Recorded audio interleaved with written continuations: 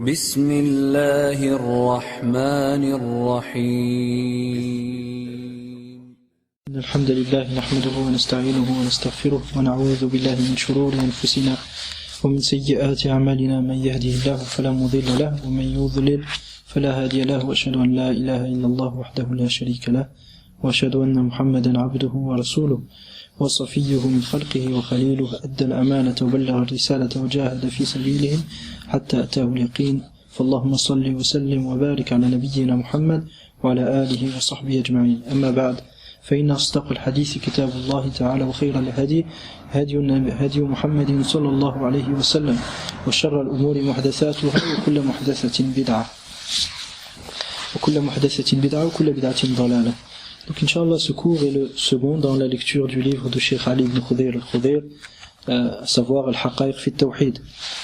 Donc hier nous avions lu Al-Muqaddima, une partie de l'introduction du Cheikh, où il parlait de ce dont il va traiter dans le livre. Et là il avait cité 3 citations hier, 2 d'Ibn Taymiyyah et une de l'imam Ibn Jarir al-Tabari, pour montrer que ce dont il va parler, qui est la distinction entre l'asma ou l'ahkam, entre les noms et les statuts, et que cette chose-là, cette notion-là qui est le nom, les noms et les statuts légaux, c'est-à-dire les noms et les statuts religieux, n'est pas une chose qu'il a apportée du même. On s'était arrêté donc à la parole d'Ibn Jarir. Aujourd'hui, Inch'Allah, on va lire le reste. قال حفظه الله وفك الله وصله وثبته على درب الحق والتوحيد. وقال الشيخ عبد اللطيف رحمه الله في منهاج التأسيس الصفحة 18: وكم هلك بسبب قصور العلم وعدم معرفة الحدود والحقائق من أمة، وكم وقع بذلك من غلط وريب وغمة. مثال ذلك الإسلام والشرك نقيضان لا يجتمعان ولا يرتفعان، والجهل بالحقيقتين أو أحدهما أوقع كثيرا من الناس بالشرك وعبادة الصالحين بعدم معرفة الحقائق وتصورها. انتهى كلامه رحمه الله تعالى. Donc la première citation qu'il a citée, c'est la quatrième citation dans cette introduction, est celle de Cheikh Abdul Latif ibn Abdul Rahman. Qui est Abdul Latif ibn Abdul Rahman? Abdul Rahman était le petit-fils de Cheikh Mohammed ibn Abdul Wahhab. Nous avons donc Mohammed ibn Abdul Wahhab, son fils, l'un de ses enfants, qui s'appelait Hassan. Cet enfant-là, il a eu pour enfant Abdul Rahman. Et Abdul Rahman a eu pour fils Abdul Latif. Donc Abdul Latif est le 4e. D'accord? Donc Abdul Latif ibn Abdul Rahman, dans son livre Minhaj al-Ta'sis, page 12, où il répondait à Daoud ibn Jirjis, qui était une personne qui embellissait le shirk et l'adoration d'autre qu'Allah subhanahu wa ta'ala, et qui était venu de l'Irak jusqu'à dans la région du Najd. Il avait appris la science chez certains descendants et élèves des petits-enfants de Cheikh Mohammed ibn Abdul Wahhab. Puis quand il est reparti, il a commencé à développer certaines ambiguïtés, à les propager. Donc Cheikh Abdul Latif ibn Abdul Rahman, il a écrit ce livre-là qui s'appelle Minhaj al-Ta'sis fi ar-Radd ala Daoud ibn Jirjis. Donc il dit à la page 12, combien de communautés, combien sont les communautés qui furent menées à la perdition et qui ont été vouées à la perdition à cause du manque de connaissances et l'ignorance des définitions et limites et des réalités des choses. Combien de communautés ont été vouées à la perdition à cause du manque de connaissances et de l'ignorance des limites et des réalités des choses. Les limites, c'est les définitions. Et combien d'erreurs, de doutes et de calamités en furent les conséquences. Furent les conséquences de quoi? Du fait que les gens ne savent pas distinguer les limites des choses, la définition des choses. Par exemple, il va citer le shirk par après, la définition d'islam, la définition du shirk, la définition du kufr. Quand tu sais pas faire la différence, qu'est-ce qui se passe? Tu vas faire entrer dans l'islam celui qui ne le mérite pas, et tu vas faire sortir de l'islam celui qui est musulman. Donc il dit, et combien d'erreurs, de doutes et de calamités en furent les conséquences? À titre d'exemple, l'islam et le shirk, qui sont 2 choses contraires et 2 opposés, qui ne peuvent se réunir en une même personne. C'est-à-dire, tu vas pas trouver quelqu'un qui sera musulman et mushrik en même temps. Soit musulman, soit mushrik. Soit il est monothéiste, soit c'est un polythéiste. Mais tu peux pas trouver quelqu'un qui en même temps il est musulman et mushrik. Ça, c'est pas possible. Donc l'islam et le shirk, qui sont 2 contraires et 2 opposés, qui ne peuvent se réunir en une même personne, ni disparaître tous les 2. C'est-à-dire, tu pourras pas trouver un être humain sur terre qui est ni musulman ni mushrik. Non, soit tu adores Allah subhanahu wa ta'ala seul, soit forcément tu es adorateur d'autre qu'Allah. Il dit donc, l'islam, à titre d'exemple, l'islam et le shirk qui sont deux contraires et deux opposés qui ne peuvent se réunir en une même personne, ni disparaître tous deux. Et l'ignorance de ces deux réalités, c'est-à-dire de la réalité du shirk, de la haqiqat al-shirk, et de la réalité de l'islam, haqiqat al-islam, où l'une d'entre elles a fait, donc l'ignorance de ces deux réalités, où l'une d'entre elles a fait qu'un grand nombre de gens soient tombés dans le shirk et le culte et l'adoration des gens pieux, en raison du fait qu'ils ne connaissent pas les réalités et ne les conçoivent pas correctement. Je répète, et l'ignorance de ces deux réalités, ou de l'une d'entre elles, a fait qu'un grand nombre de gens soient tombés dans le shirk et dans le culte et l'adoration des gens pieux, en raison du fait qu'ils ne connaissent pas les réalités et ne les conçoivent pas correctement. Fin de citation. Donc le fait que les gens ne savent pas faire la différence entre la réalité du shirk et la réalité de l'islam, ça a mené à un grand nombre de méfaits. Donc c'est une obligation pour nous de connaître. Et l'islam. Voilà. On peut se dire musulman aujourd'hui, mais en fait, on sait pas qu'est-ce que l'islam. Voilà. Allah nous préserve. Mais c'est possible quand quelqu'un ne connaît pas l'islam et ne connaît pas le shirk, il peut croire qu'il est musulman alors qu'il est mushrik. Comme ceux, par exemple, qui invoquent les morts et leur demandent ce qu'on peut demander qu'à Allah. Les chiites, les rafida, d'Iran, par exemple, ou d'Irak, ou d'ailleurs. Ces gens-là, c'est des mushrikines. Mais ils pensent être musulmans. Pourquoi les tombes, les visites des tombes, tout ça. La visite des tombes, en fait, il y a plein de choses. Je te donne un exemple. Celui qui va voir les tombes. Comment? Le phénomène de tombes au Maroc, j'ai vu, un peu aussi. Il y a ça, regarde, au niveau des tombes. Côté d'Oujda, là. Au niveau des tombes, t'as plein de choses. C'est-à-dire celui qui va voir la tombe et qui fait tawaf autour de la tombe. Pour se rapprocher d'Allah. Ça, c'est une bid'a, c'est pas du shirk akbar. Mais celui qui va voir la tombe et il demande aux morts de lui donner la guérison, de lui donner la victoire, de réussir ses examens. Là, c'est du shirk akbar, l'histoire de l'islam. Donc, ce qui se passe au niveau des tombes, t'as plusieurs choses. Il peut y avoir du shirk qui est fait là-bas, du shirk akbar qui fait sortir l'islam, et il peut y avoir des bid'a. Donc, c'est pour ça qu'il faut voir ce que la personne fait auprès de la tombe. Mais c'est clair qu'un grand nombre de gens qui font du shirk akbar, ils savent pas. Pour eux, ils sont musulmans toujours. Mais pourquoi ça? Parce qu'ils ne savent pas qu'est-ce que le shirk. Donc quand tu sais pas qu'est-ce que le shirk, tu veux pas l'éviter. Donc tu tombes dedans sans t'en rendre compte. Allah nous préserve, tu vois. Et Cheikh, après la suite de ça, Cheikh Ali Khudayr dit وقال والده عبد الرحمن في رسالة أصل دين الإسلام. Et donc le père de Cheikh Abdul Latif, qui était Abdul Rahman ibn Hassan ibn Muhammad ibn Abdul Wahhab, qui est l'auteur du livre Fath al-Majid. Je sais pas si t'as déjà vu Fath al-Majid, qui est le commentaire de Kitab al-Tawhid. Ce livre-là, il a été écrit en arabe simplement. En français, il a été traduit des éditions. La victoire, la grande victoire. Fath al-Majid. Fath al-Majid. Fath al-Majid, c'est la comment traduire? Ce serait la. C'est comme la conquête. C'est comme si Allah subhanahu wa ta'ala qui est le Majid, il t'a permis en fait d'écrire cet ouvrage-là qui est le commentaire de Kitab Tawhid. Tu vois? Donc dans ce livre-là, en fait, je sais pas s'il est présent. Il y avait une ancienne édition. Tu te rappelles les éditions même avec Fawzi Sha'ban.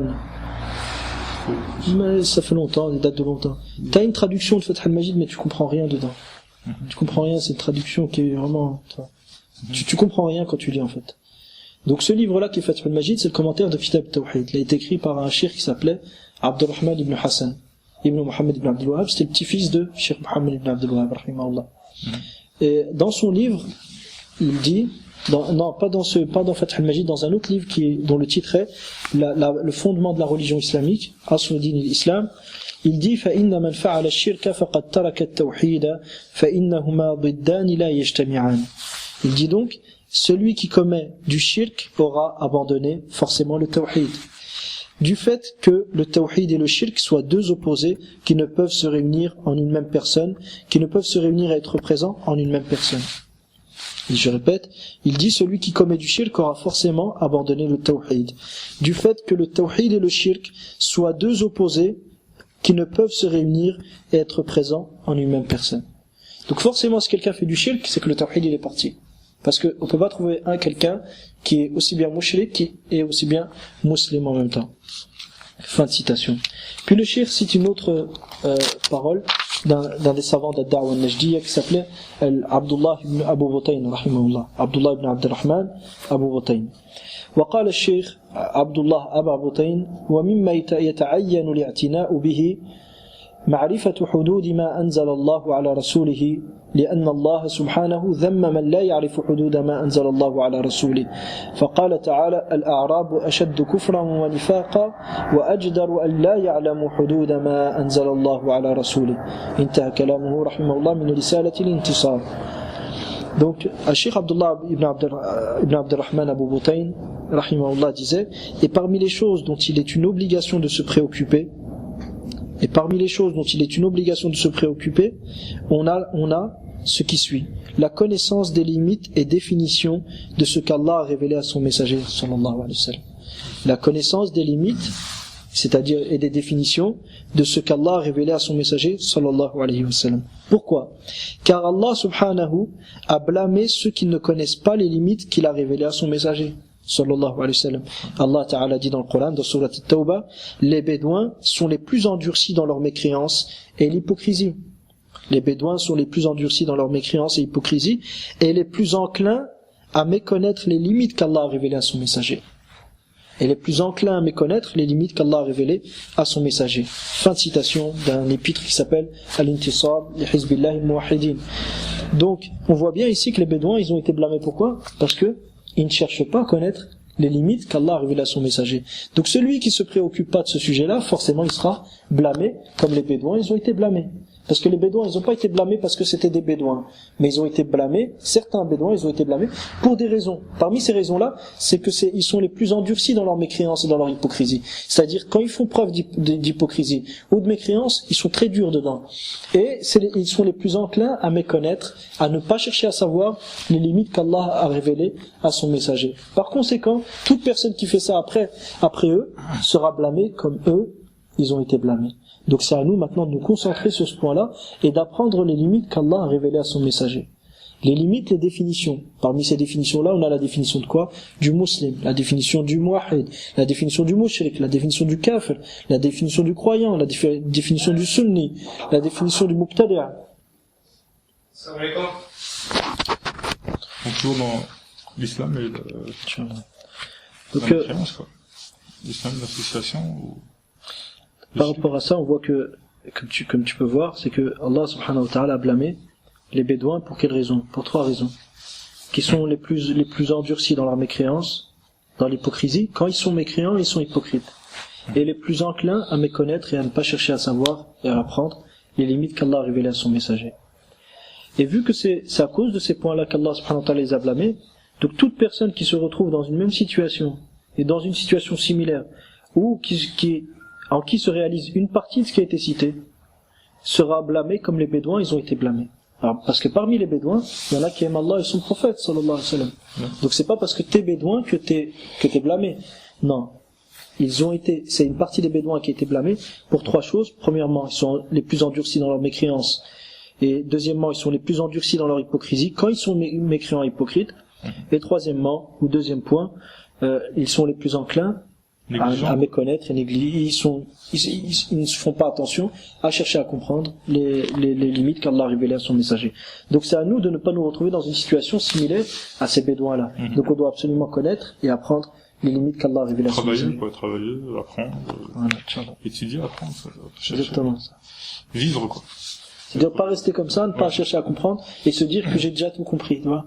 Parce qu'aujourd'hui on vit à une époque où que ce soit aussi bien le laxisme, il a pris le dessus, que l'extrémisme aussi, même s'il est minoritaire, mais tu peux tomber dans le laxisme et dans l'extrémisme. Et le sunna, ils ont une voie du juste milieu. Ni laxisme d'un côté, ni le laxisme des Murji'a d'un côté, ni l'extrémisme des Khawarij et des extrémistes dans le takfir de l'autre. Donc on doit avoir une voie du juste milieu. On ne doit pas considérer du shirk ce qui n'est pas du shirk, quelque chose qui n'est pas du shirk, on ne doit pas dire que c'est du shirk. Et de même, on ne doit pas faire sortir du shirk ce qui en est. C'est-à-dire, imagine-toi que quelqu'un vient considérer que le fait de se mettre à l'égal d'Allah subhanahu wa ta'ala et de légiférer des lois contraires, de légiférer des lois ou de s'octroyer le droit absolu de législation. C'est quelqu'un qui considère que ça, c'est pas du shirk. Cette personne, il ne connaît pas les limites qu'Allah a révélées à son messager. Et ça, c'est un énorme problème. Et de l'autre côté, tu as des personnes, par exemple, qui vont considérer que tout ce qui se passe Je donne un exemple concret, que tout ce qui se passe auprès des tribunaux est du shirk. Non, les tribunaux qui jugent par autre que la loi d'Allah subhanahu wa ta'ala, ce n'est pas tout ce qui se passe là-bas qui est du shirk. Par exemple, imagine-toi que demain quelqu'un porte plainte contre toi et que tu vas là-bas pour te défendre. Qu'il y a des gens aujourd'hui qui vont considérer que ce que tu as fait c'est du shirk et que tu as reconnu la loi du Tarout et que tu as associé à Allah subhanahu wa ta'ala, et nul doute que ça c'est un égarement évident. Les Sunna, ils sont ni laxistes ni extrémistes, ils ont une voie du juste milieu. Ils considèrent être du shirk ce qu'Allah et son prophète sallallahu alayhi wa sallam ont jugé comme étant du shirk, et en aucun cas ils ne font entrer dans ce shirk là ce qui n'en fait pas partie. Puis à la suite, c'est quoi donc le fait d'aller chercher le jugement dans les tribunaux En fait, ça dépend du cas. Imagine-toi, je te donne un exemple. Imagine-toi quelqu'un il y a un litige entre deux personnes. L'une d'entre elles dit à l'autre, viens, on va régler ça selon le Coran et la Sunna. L'autre lui dit non. Moi, je vais aller devant le juge et je vais demander au juge de trancher dans ce litige et on verra la vérité avec qui. Et on verra qui est en droit. Cette personne qui a fait ça, il est sorti de l'islam par son acte. Et pourquoi? Parce qu'il a délaissé la loi d'Allah subhanahu wa ta'ala pour la loi du Tarout. Maintenant, il y a un autre cas de figure, c'est quoi? C'est que t'as un litige avec une personne. Et cette personne-là, tu sais très bien que si tu l'amènes à régler ce litige-là auprès du Coran et de la Sunna, il va jamais accepter. Et que, à la suite de ça, il t'a pris un bien. Et ce bien, il a une certaine valeur. Le mieux, c'est que tu le délaisses.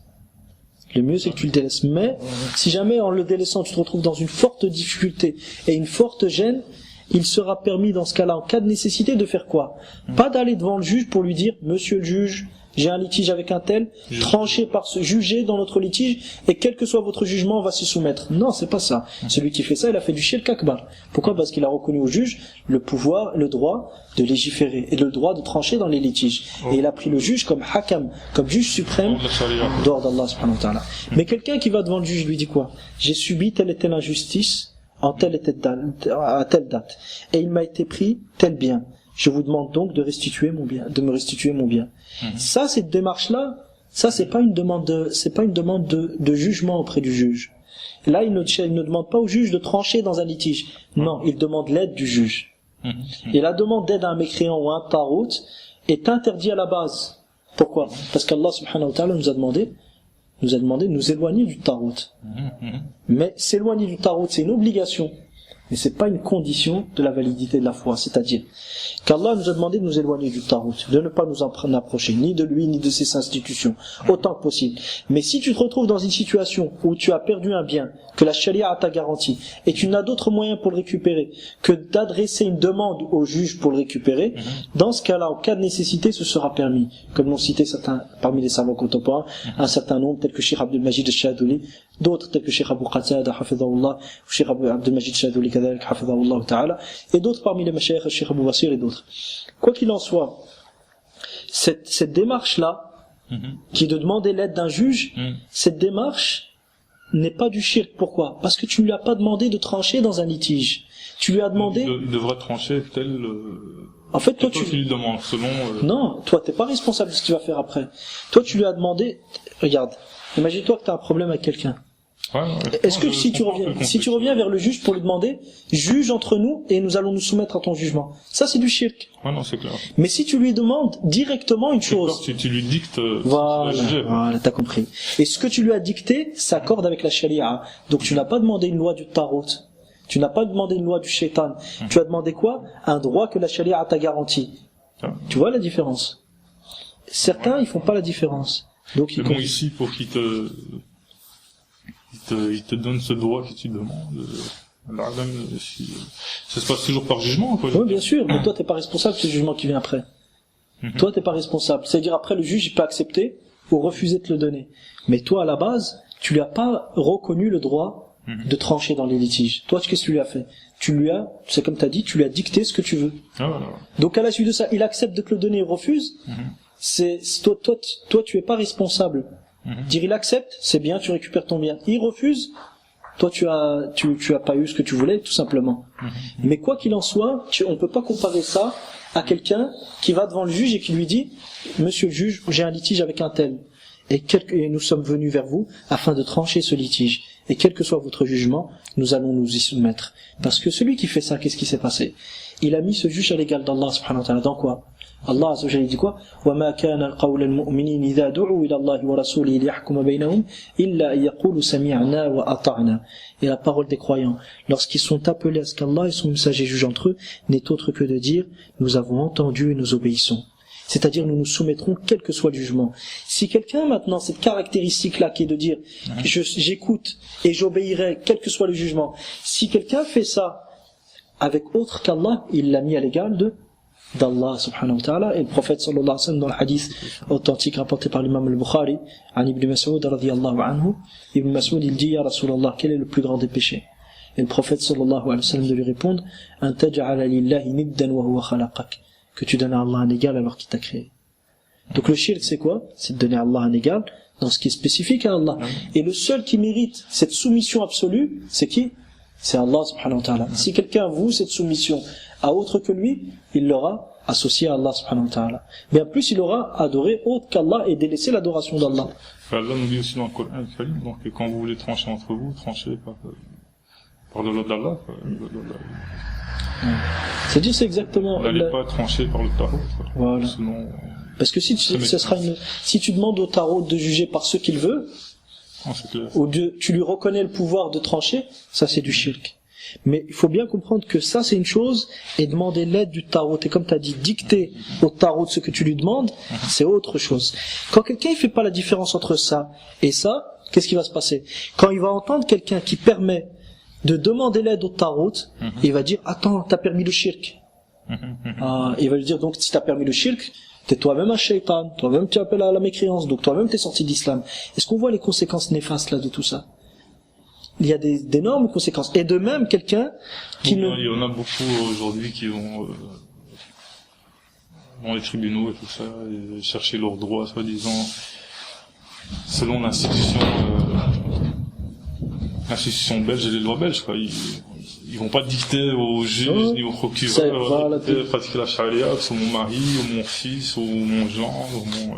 Après ça c'est un autre, c'est-à-dire ce second cas de figure, c'est l'autre extrémité. Voilà, l'exemple qu'il nous donne là, c'est un exemple bien restreint, c'est-à-dire c'est un cas de figure bien restreint. C'est des exemples rares là, à ma connaissance. Non, quelqu'un qui a compris son islam, il aura compris ça. Ouais, voilà. C'est-à-dire quelqu'un qui a bien compris l'islam, il va savoir faire la différence entre les deux.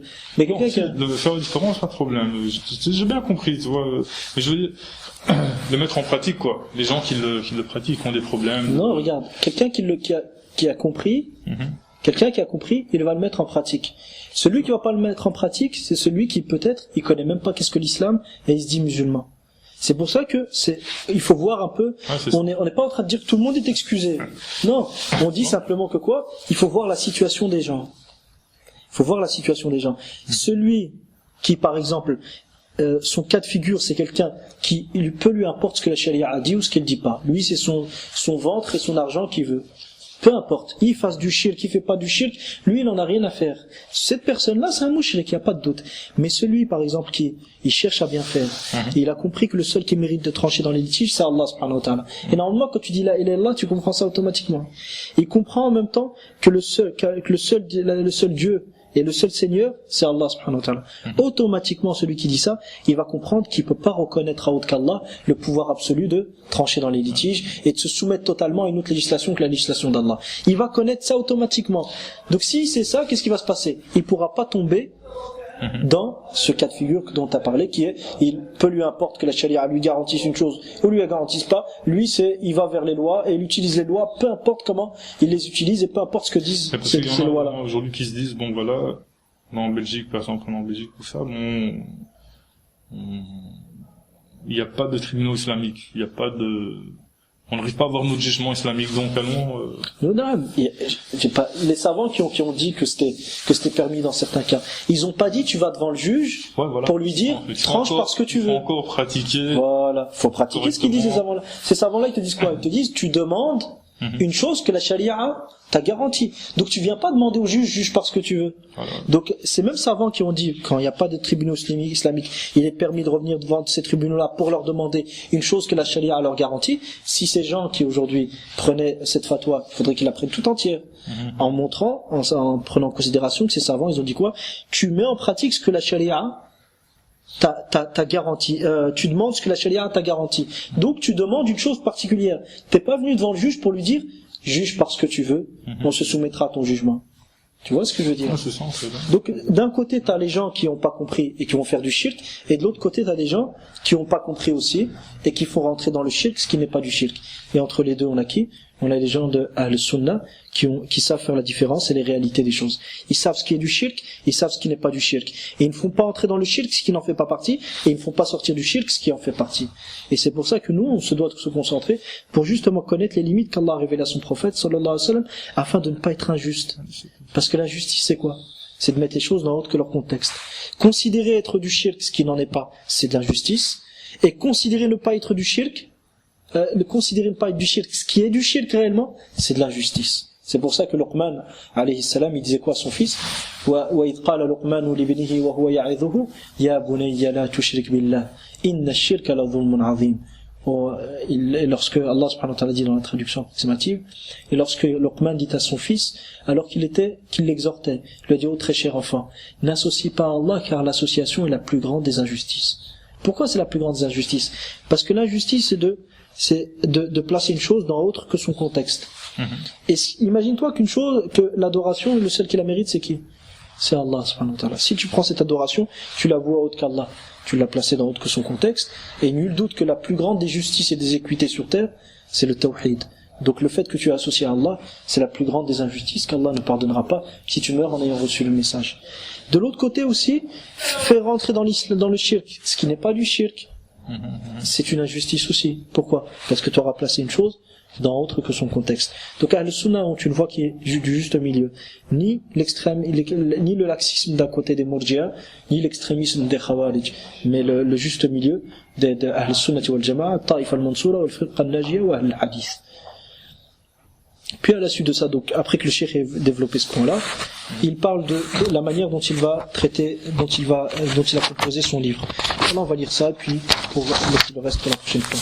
Il dit: وهذا الكتاب مشتمل على 10 أقسام كل قسم على 10 أقسام كل قسم له أبواب وأحيانا فصول في الأبواب الطويلة من باب التسهيل والتبسيط وعدد أبوابه 69 بابا وقد يسر الله أن ما في أبواب الكتاب ليس بالمتن القصير ولا بالشرح الطويل وإنما بين ذلك وأقصد بالحقيقة ماهية الشيء وكنهه والأصل فيه. Donc le cheikh dit à la suite de ça, ce livre est composé de 10 parties, chacune de plusieurs chapitres, de plusieurs grands chapitres, des babs, et des fois de fussul, c'est-à-dire de sous-chapitres dans les longs chapitres. C'est-à-dire que tu as des parties. Dans chaque partie, tu as plusieurs chapitres. Dans chaque chapitre, imagine-toi que tu as un chapitre qui est long, il va mettre des sous-chapitres dedans, afin de faciliter et d'exposer au mieux le contenu, le sujet. Tout ceci dans le but de quoi? De faciliter et de comprendre le mieux le sujet. Le nombre de babs, de chapitres qu'il y a dans ce livre, que nous allons voir, Inch'Allah ta'ala, qu'Allah facilite cette tâche, est de 69.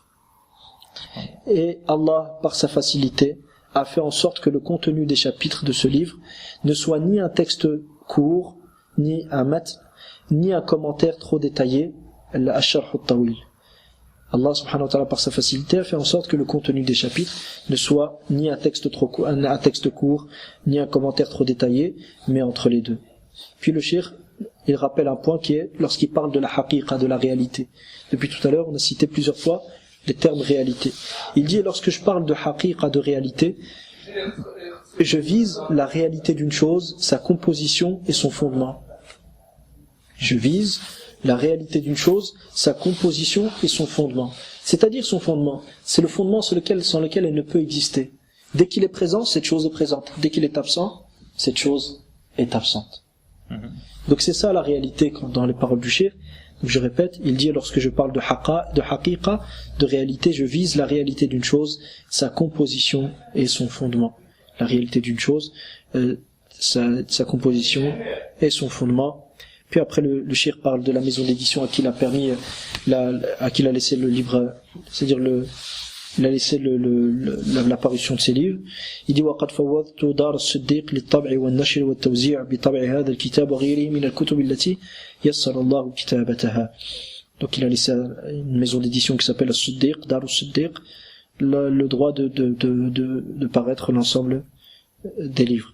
نسأل الله التيسير والإعانة وأن يتمم المقصود سبحانه وتعالى. Puis il demande à Allah subhanahu wa ta'ala, demandons à Allah la facilité, l'aide et de nous permettre de compléter l'objectif de ce livre-là. Subhanahu wa ta'ala. Wa sallallahu ala nabiyyina Muhammad wa ala alihi wa sahbihi wa sallam.